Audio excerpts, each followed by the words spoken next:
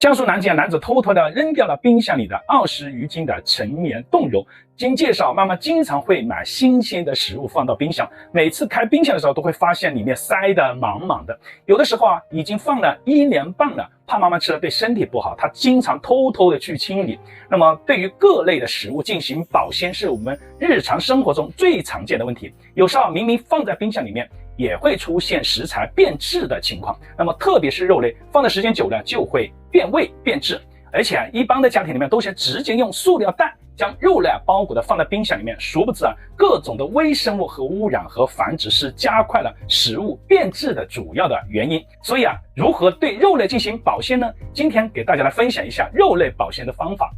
相比果菜，肉类更需要放进保鲜盒存放，这样才能够有效的防止细菌的滋生，也会更加的卫生，不串味。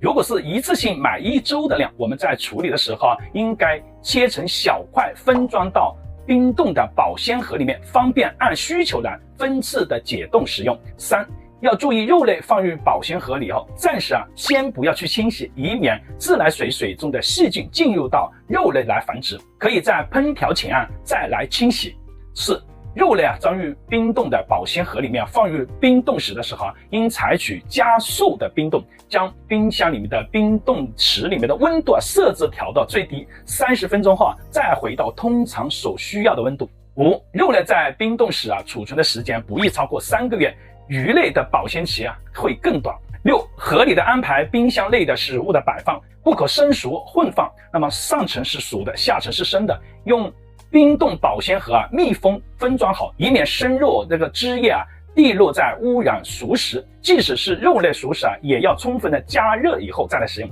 还有一个特别来提醒，就是食材应该根据全家人的使用量分成小份，再用密封的保鲜袋来储存。要注意的是，肉类一定要密封保存，千万不要反复的来解冻，不然这就是给冬眠的细菌们最好的滋生繁殖的机会。科学营养，健康生活，任何的健康问题，欢迎大家来点赞留言讨论。